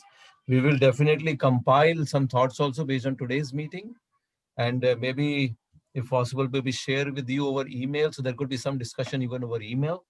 But we can definitely have a meeting then, maybe if 3 weeks from now, because I know Dharmati, you've already been part of some email discussions. I think Gauranga Prabhu copied you on some things for Yeah, the Matsya project thing, like some documents, etc. So there have been already been some things also. yeah. So we could have to really like think through and see what are the different areas. There can be so many areas, which is really wonderful. In Absolutely. fact, And one is also, devotee scholars, a database of devotee scholars and devotee research projects which are happening. I would think you probably would have that. This is another thing which we would well, like to gather and see, see. you can join VAST and just put out a request on there. Send us everything, and 100 and some odd scholars there. A good many of them will respond to you. I haven't kept a database other than what we're doing at the BI. Now, in fact, I owe Gauranga a letter. Since we just got this new house less than a month ago, so it was a huge diversion of my energy. So I fell terribly behind. Oh, just less than a month ago you got this. Oh yeah. Oh, wow. Yeah. We got it. Maharaj has, Haridanand Maharaj has a family trust, and they insisted he buy a house, but he's a sannyas. He didn't want a house. So he said, and in California, this would have cost 10 times what we paid for it. So much. And then when COVID came, the price fell so low because the owner's business went to zero that we grabbed it. And it's like a palace. It did. It is. I'll show you something real quick, then I have to run. Let me show you this real quickly. It is a palace, and Maharaj was able to arrange it. We bought it on a cash basis, so there's no mortgage or anything, and we're fixing it up right now. I'll show you this. Sumanta, I have to leave now, so yes, I'll see you soon. Yeah, thank you so much for. Thank you, Nice to meet you, and I look forward to working with you again. Look forward to working with you as well. Namaste. thank you. I'll just show you very quickly here. Here, you can see this is the inside of the house. Wow. It's on. No, we have it without furniture, but this is how it was. This will be our library. Wow. This will be our main presentation room. Wow. How many square footage? About 5,000. That's a massive house. 5,000 is a massive beautiful house. Yeah. The owner wanted us to buy his artwork, but what do I care for his artwork, Yeah. Just some old dead people, no interest in me. Wow, it's a luxury. Yeah. Right now, the floors are being refinished as we speak. And then we're doing some painting, and I mean, the house, he put $250,000 into fixing it up, the owner. So, oh my God. So yeah, because this is brand new. This look like, like, what is it called? I'm forgetting the house this is actually 100 years old. Yeah, but the way it has been fixed. It was built like a, as we say, a tank, like a military tank. Then we have a guest house right here. And then the most important, and then we have our gardens right here. Oops, I missed that. We'll go out this door here. Oh, it won't let me out that door. Anyway, this is our guest cabin. And I haven't figured out what to do with everything. but we'll have a huge library, not nearly like your library. There's our garden and more things to do. So that's what we have going for us now. And Wow. so I still owe a letter to Gauranga. I was speaking to Radhanath Swami. I'm on the board of the Bhakti Center. So he and I, we're old friends. We worked together on many things over the years. And I'm a great fan of his. And so he said, you ought to speak to Gauranga. So I spoke to Gauranga. We had some conversations. I actually owe Gauranga a letter, which I'll try to get to this weekend. But this house has been a major diversion of my time, a good diversion. So that's what's going on. And this is the BI International Headquarters. This is huge. This is really heartiest congratulations. This is Huge, wonderful. heartiest BI of congratulations. Florida. What an effort you have Such done. a palatial place. What an effort. What an effort. It's not easy to pull this up. No, it wasn't. And, I spent a lot of time negotiating with the owners and getting a better deal and, all the things that one must do. Then we also, at our conference last year, I reached out to the Sub Damodar people. They got disenfranchised from ISKCON, and we gave them tickets, brought some of their swamis to our conference. We try to reestablish some relations. Right. So that's an important part of what we're doing. I tried reaching out to Rasaraj, but he lives on his own planet. So sometimes there's a saying by an American poet, good fences make good neighbors. And I prefer not to have fences, but sometimes fences are necessary. What can we do? Yes. Yeah. Okay. Very good. Just tell me quickly something. Sumanta, where are you from originally? I'm a Bengali by birth, and I'm right now in Bombay, but I've traveled all around the world on my work. So I travel to all over the world for the last 20-25 years. Are you working now? Yeah, I'm a senior vice president of VFS Global. Okay, so you're still doing that. You mentioned I'm still doing that, and I'm still working full time with this, trying to serve Balaram Leela Prabhu. And Balaram Leela, where are you from? Myself, I was in the US. I was in the US, Prabhuji, I studied in India as an engineer. I was in the US in Seattle under, if you would know His Grace Harivilas Prabhu. We're friends. No, Harivilas and I are friends. I know him very well. Yeah, so he's our primary Shiksha Guru because he is the one who really brought us up. Kids, and I was just speaking to him last week. Oh, yeah. He's So, in fact, he already agreed. He's already visited BRC twice also, and he will be having a session with him also. And no. Well, let him know we're speaking. I mean, we know each other very well. Yes, absolutely, 100%. Yeah. So I was 17 years there, and then I've moved back to India now. Okay. I do have a executive consultancy of my own, but I do spend majority of my time in the Bhaktivedanta Research Center, serving Dr. Sumanth, Gauranga Prabhu, and mainly on the administrative side. I do not have a scholarly experience. Yeah. But I've been in the movement fortunately, since about 2000 to 2003. And so now trying to really connect with the people.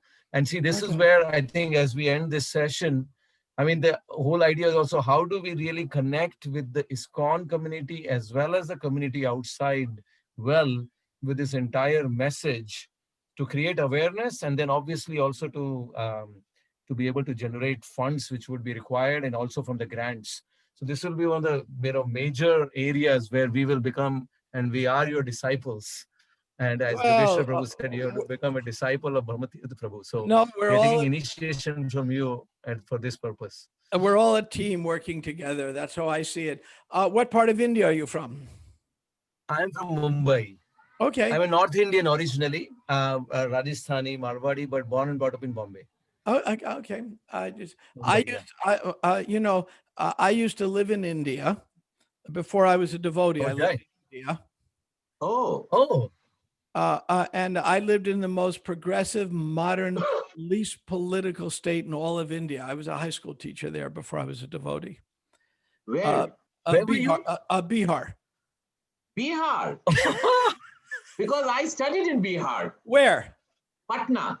Oh, I lived in Patna for a while. I was in St. Michael's High School. Oh, yeah, I know it. I lived there in 71. Oh, I born in 72. How did, my God, that's How amazing. come Bihar? Well, that's where I was assigned. Huh? I was assigned to Bihar. I didn't choose it. I was in the American Peace Corps. I wanted to go to India since I was a little boy. And which city of Bihar? Which city? So interesting. Well, originally, I spent a month of training in Patna, and then I went to what's now Jharkhand, but I went to Chaibasa in the south. And it was the most remote assignment, but it was the closest place to Calcutta. So I used to go to Calcutta, take the overnight train. My salary was only a few hundred rupees a month. I mean, it wasn't. So we were working on Indian salary, not American.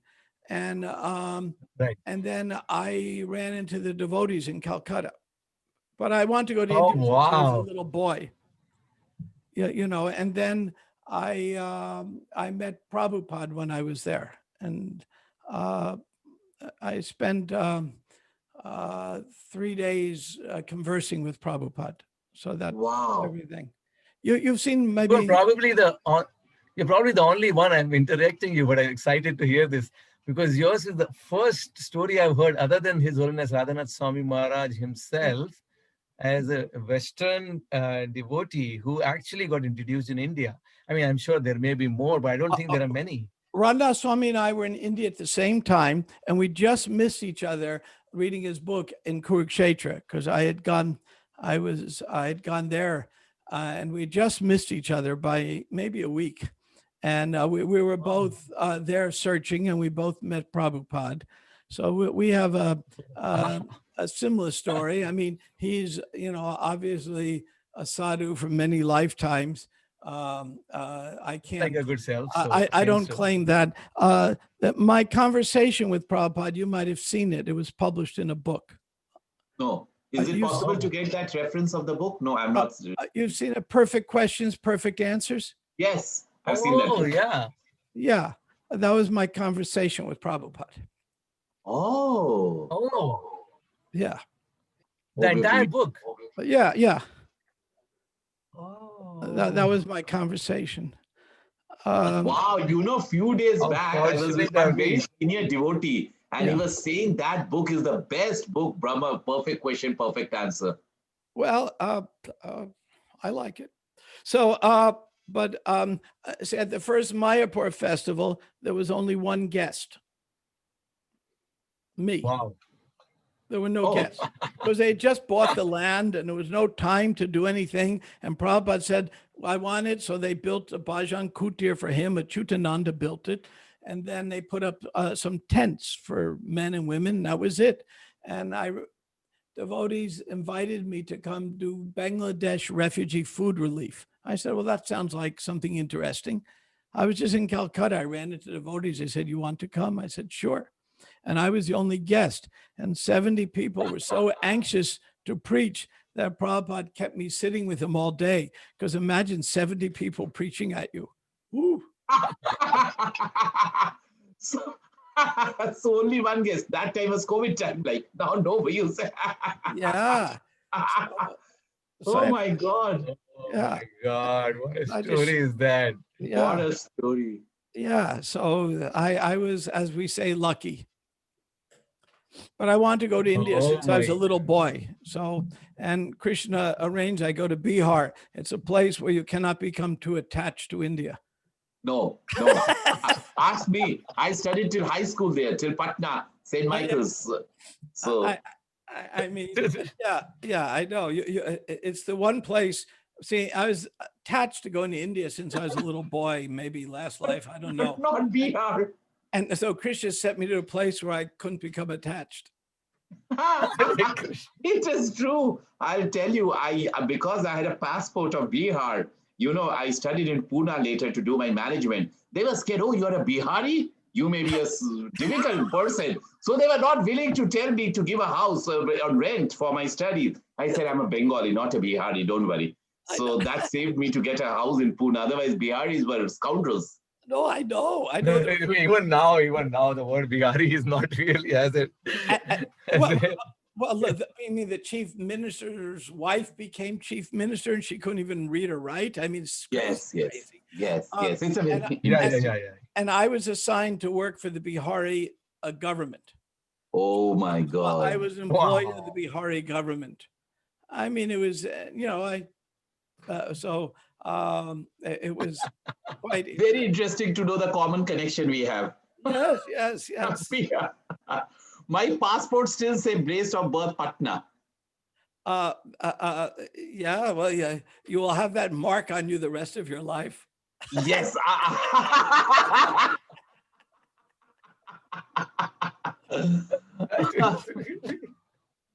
Okay. Well, I'm happy to. I just wanted to get to meet you guys a little bit. Yes, that really felt like we were sitting right there. There was no COVID. It really felt like that in the last few minutes. Yes, I did to get to meet you a little bit. Okay. Well, Krishna has something we want to do together. And we'll see. For years, I've been talking to Hari. Sorry, on and off. Maybe something will happen, but the time wasn't right. And yes. Everything is determined. The time factor has to affect everything. Just like Prabhupada chose just the right time who came to America. If he had come a few years sooner, they would have chased him out. Yes. And if he came a few years later, he would have missed the opportunity. So he came just at the right time, because that's where I first saw the devotees in New York City chanting on the streets in the 60s. And after that, I couldn't get it out of my mind. So I said, I have to go to India to find out, is this legitimate or is this something just made up? And the only way to know was to go to India. So I was determined to go to India. Is that why you went to India? Oh, yeah. I went to see if the Hare Krishna movement's legitimate or not. I said, I could never figure it out. You had Rajneesh and all these crazies coming, Guru Maharajji, so many crazies coming to America. How can you tell who's legitimate and who's not? The only way to know is to go to India.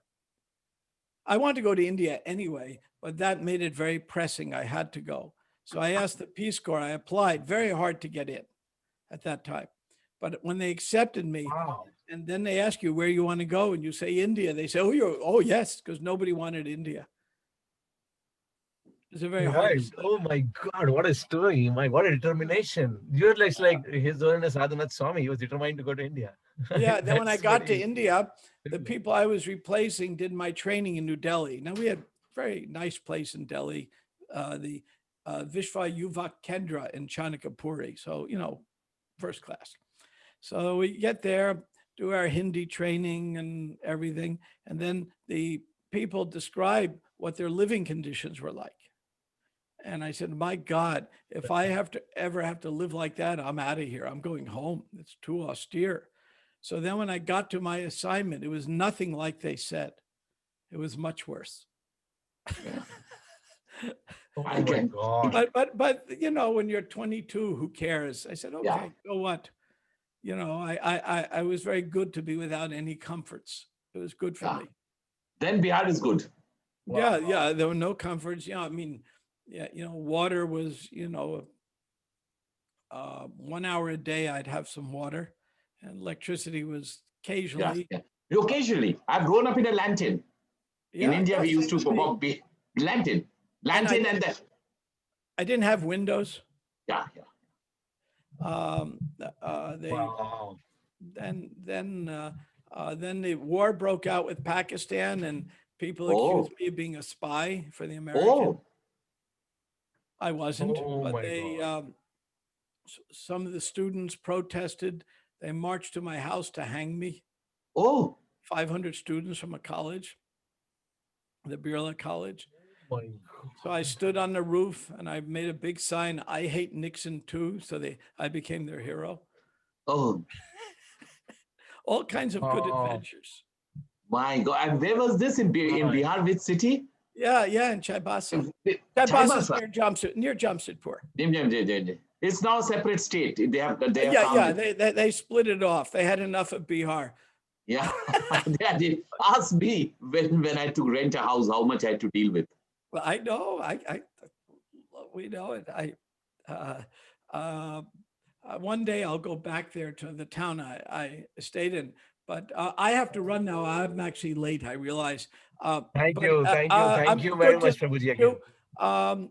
We'll be in touch. And I Yeah. think Maharaj's talk today was very important because he has a history here that he and I have worked together every day for 40 years. So he has a history. Every day for 40 years. Very, very important. Wow.